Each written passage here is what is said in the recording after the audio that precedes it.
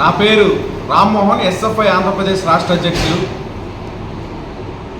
విద్యా సంవత్సరం ప్రారంభమైంది. కార్పొరేట్ విద్యా సంస్థల దోపిడీ కూడా ప్రారంభమైంది. రాష్ట్ర వ్యాప్తంగా ప్రైవేట్ కార్పొరేట్ విద్యా సంస్థలు విద్యా హక్కు చట్టాన్ని పూర్తిగా ఉల్లంఘిస్తూ ఎక్కడికక్కడ ఫీజులు దోపిడీ, పుస్తకాల రూపంలోనూ, యూనిఫామ్ రూపంలోనూ, స్టేషనరీ రూపంలోనూ దోచుకుంటుంటే అధికారులు, ప్రభుత్వం కనీసం బాధ్యత వహించడం పరిస్థితి లేదు. ఈరోజు ఇంటర్మీడియట్ విద్యాశాఖ కార్యదర్శి గారిని 4 రోజుల కిందట కలిసి ఈ రాష్ట్రంలో అకాడమీలు కానీ ఇన్స్టిట్యూట్ల పేరుతో పర్మిషన్స్ లేకుండా పెద్ద ఎత్తున ఫీజులు దోపిడీ చేస్తున్నారు. డిఫెన్స్ అకాడమీల పేరుతో వీళ్ళపై చర్యలు తీసుకోవాలని ఈ 4 రోజుల్లో కనీసం ఎక్కడా చర్యలు తీసుకునే పరిస్థితి లేదు. ఈరోజు ప్రభుత్వంలో ఉన్న మంత్రులు, వాళ్ళ విద్యా సంస్థలు ఈరోజు ఈ రాష్ట్రంలో పెద్ద ఎత్తున దోపిడీ చేస్తుంటే కనీసం నియంత్రణ లేదు. అధికారులు నియంత్రించడం లేదు. పక్కన పెడితే ఎస్ఎఫ్ఐగా మండల నాయకత్వం, జిల్లా నాయకత్వం ఈ కాకినాడ నగరంలో వివిధ మండలాల్లో ప్రైవేట్ కార్పొరేట్ విద్యా సంస్థల్లో పుస్తకాలు అమ్ముతుంటే వెళ్ళి పట్టుకొని ఇది విద్యా హక్కు చట్టానికి విరుద్ధం, ఈ పుస్తకాలను సీజ్ చేయమని చెప్పి సంబంధిత ఎంఈఓ గారు కానీ, డిప్యూటీ ఈఓ గారికి కానీ, డిఈఓ గారికి కానీ, ఆర్ఐఓ కానీ, డివిఈఓ గారికి కానీ కంప్లైంట్లు చేస్తే కనీసం వచ్చి సీజ్ చేసే పరిస్థితి లేదు. మా పరిధిలోకి రావని చెప్పే పరిస్థితి, మాకు మీటింగ్లు ఉన్నాయని చెప్పే పరిస్థితి. ఏం మీ ప్రైవేట్ కార్పొరేట్ మేనేజ్మెంట్లతో మీరు లాలుచి పడుతున్నారా అని చెప్పి మేము ప్రశ్నిస్తా ఉన్నాం. ఈరోజు మంత్రి నారాయణ ఈ రాష్ట్ర ప్రభుత్వంలో కీలకమైన పాత్ర పోషిస్తున్నాడు.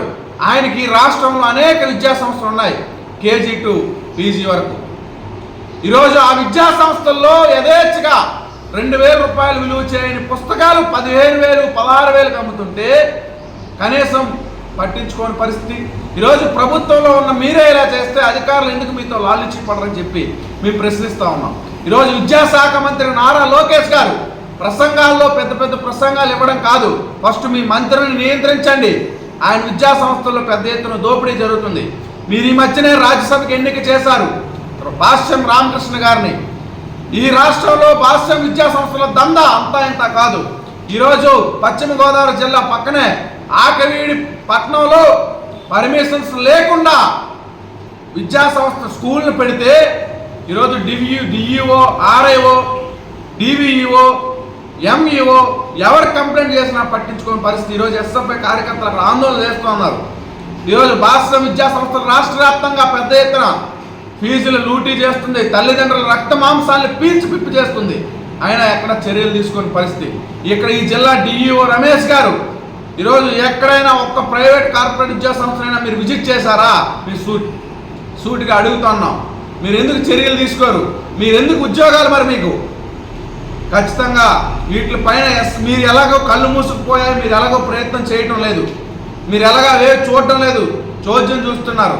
ఎస్ఎఫ్ఐగా మేము వెళ్ళి స్కూల్స్ దగ్గర ఆందోళన చేస్తుంటే అప్పుడు కూడా మీరు ఎందుకు పట్టించుకోరు? ప్రజలు ఇవన్నీ గమనిస్తున్నారు. ఖచ్చితంగా విద్యార్థులు, తల్లిదండ్రుల్ని పట్టుకొని మీ ఆఫీసుని ముట్టడిస్తాం. రాష్ట్ర వ్యాప్తంగా ఖచ్చితంగా ఈ ప్రైవేట్ విద్యా సంస్థలపైన చర్యలు తీసుకోవాలా, లేకపోతే ఖచ్చితంగా ఈ ప్రభుత్వానికి బదిలిస్తాం. పక్కనే తమిళనాడులో టీవీకే మొన్నే అధికారంకి వచ్చింది. విజయ్ గారు, సీఎం గారు అధికారంలోకి వచ్చిన ఫస్ట్ మాట ప్రెస్ మీట్లో ప్రైవేట్ కార్పొరేట్ విద్యా సంస్థల దందాన్ని నియంత్రిస్తా, ఎవరెవడు ఎంత ఫీజు వసూలు చేస్తున్నాడో నోటీస్ బోర్డుల్లో పెట్టండి, విద్యా హక్కు చట్టాన్ని ఏమాత్రం అతిక్రమించిన చర్యలు తీసుకుంటామని చెప్పాడు. అది మగాడికి ఉండాల్సిన లక్షణం. తెలంగాణలో రేవంత్ రెడ్డి గారు ప్రైవేట్ కార్పొరేట్ విద్యా సంస్థ ఫీజులు నియంత్రిస్తారా లేదో పక్కన పెడితే కనీసం దందాన్ని ప్రజలకు తెలియజేస్తున్నారు. మీరు ఎందుకు తెలియజేయరు? ఈరోజు మీ మంత్రులు, మీ ఎంపీలు, మీ ఎమ్మెల్యేలు, మీ తోడలుడు భరత్ గారు అక్కడ గీతం యూనివర్సిటీతో వ్యాపారం. మరి ఎందుకు ప్రభుత్వ విద్యా సంస్థలు బలోపేతం అవుతాయి? ఈ ఏడాది 1,00,000 అడ్మిషన్స్ ప్రభుత్వ విద్యా సంస్థల్లో తగ్గాయి. కారణం మీరు కాదా అని చెప్పి మేము ప్రశ్నిస్తూ ఉన్నాం. ఖచ్చితంగా మీకు ఇది తగదు. ప్రైవేట్ కార్పొరేట్ విద్యా సంస్థల దోపిడీని, విద్యా హక్కు చట్టం ఉల్లంఘనని ప్రభుత్వం చర్యలు తీసుకోవాలా, విద్యాశాఖ మంత్రి దీనికి బాధ్యత వహించాలని చెప్పి మేము ఈ సందర్భంగా డిమాండ్ చేస్తాం.